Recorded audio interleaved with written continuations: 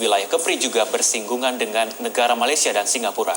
Ya, sejauh mana penanganan COVID-19 di Kepulauan Riau? Saat ini kita telah terhubung lewat virtual dengan Kepala Dinas Kesehatan Kepulauan Riau, Bapak Muhammad Bisri SKM. Selamat sore Pak Bisri. Selamat sore Mbak Natasha. Baik, Pak Bisri, mengingat masih adanya penambahan kasus di sejumlah wilayah di Kepulauan Riau sendiri, hingga saat ini bagaimana penanganan kasus COVID-19 di Kepulauan Riau? Berbicara mengenai penanganan COVID di Kepulauan Riau, ini kita akan imbas dari kebijakan nasional kita juga, bahwa kita melakukan surveillance itu sifatnya pasif.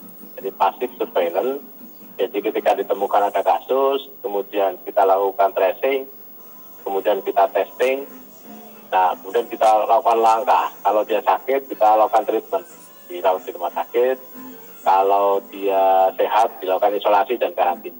Ini yang berlangsung selama beberapa bulan, sejak bulan Maret. Nah, akhirnya apa? Kebijakan menunggu ini, kita tidak bisa mengantisipasi penyebaran penularan. Tapi memang di dalam pandemi itu sendiri, kita mengenal bahwa dalam kebijakan yang dikeluarkan oleh Kementerian Kesehatan melalui protokol kesehatan adalah tujuannya itu untuk menahan laju pandemi. Bagaimana caranya bisa ditahan, tidak terlalu cepat gitu. Walaupun pada akhirnya akan terjadi di wilayah itu, termasuk di Kepri. Ketika dulu pertama kali di Batam, menyebar ke Pinang, dan sekarang Natuna hari ini, yang sebelumnya hijau, hari ini ditemukan satu, dia sudah meninggal 2 hari yang lalu, ternyata di tes rupanya positif juga. Maka akhirnya sekarang hijaunya tinggal 1. Tapi kita bisa menahan selama ini.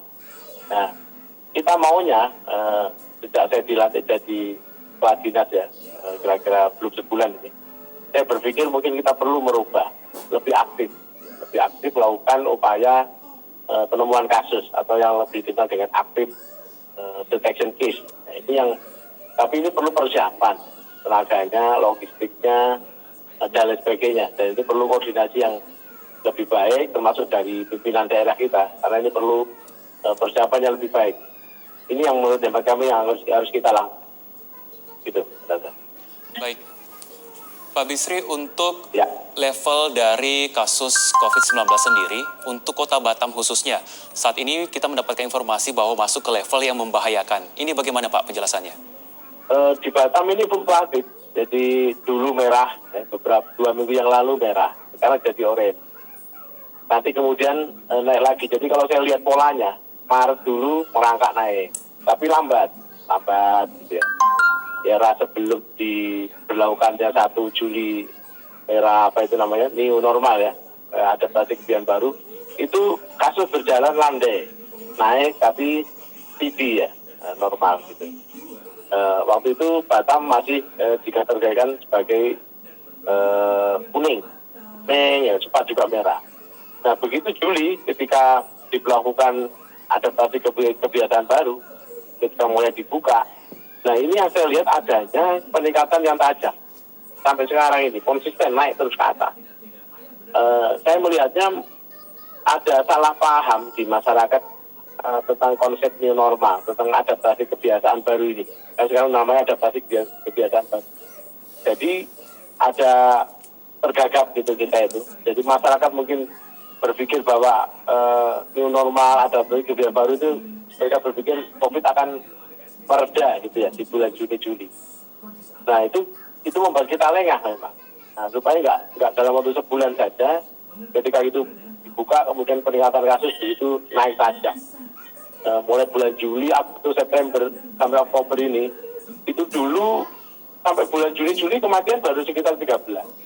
Ya sekarang dalam 3-4 bulan terakhir naik dari 77 kematian ya, 78 hari ini. Jadi bisa dibayangkan adanya penambahan kasus, kemudian jumlah kasus yang ada cuma 180, sekarang sudah menjadi 2.800 kasus. Nah ini terjadi justru di saat diberlakukannya new normal. Nah, padahal di saat yang sama kita masih menggunakan kebijakan yang lama, ya, kita belum melakukan perubahan kebijakan. Nah ini yang dalam beberapa hari ini menjadi bahan diskusi kita dengan gugus tugas provinsi dan kabupaten kota. Dan memang sekarang kabupaten kota sudah mulai giat nih ya. Mereka baru aktif ini sebenarnya sangat aktif baru ini sejak new normal ini ya. Nah memang ada kalau boleh dibilang memang ada kebijakan mungkin kita dari awal yang kita kurang tepat dalam mengantisipasi. Ya ini karena mungkin kita menganggap kita ini tadi ya orang percaya bahwa kepulauan itu adalah merupakan barrier sendiri dalam penyebaran kasus. Tapi begitu masuk ke dalam satu pulau, maka perjalanan kasus yang asalnya tidak ada menjadi ada, timbul klaster, kemudian menjadi sporadis di beberapa tempat, dan sekarang sudah jadi komunal. Jadi kalau komunal ini kita udah nggak bisa melacak lagi dari mana orang ini tertular. Di Batam, Tanjung Pinang, Bintan, dan sekarang Karimun.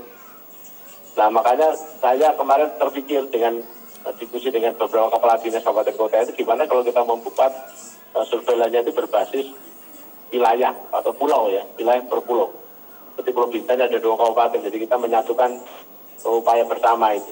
Nah ini akan jadi upaya kita dalam beberapa minggu ke depan ini. Demikian. Baik. Baik, Pak Bisri, kita melihat bertambahnya kasus positif di Kepulauan Riau sendiri tentunya berkurangnya jumlah kamar yang sudah disediakan untuk pasien COVID-19. Sampai dengan saat ini, bagaimana keberadaan RSKI Galang sendiri, Pak? Ya, RSKI Galang ketika kemarin kasus itu tinggi, kira-kira 3 minggu yang lalu cepat penuh, makanya kemudian kita membuat alternatif, rencana mau membuka tempat baru di Balai Pelatihan Kesehatan dan Lembaga Penjaminan Mutu Pendidikan atau LPMP gedungnya di Bintan itu juga kita pakai, gitu kan. Nah itu sudah menunjukkan sudah kita manfaatkan ya LPMP ya. Nah sekarang kasus sudah turun, ya setelah kita tangani itu kasus turun, nah sekarang kemudian menjadi perlahan kok naik lagi.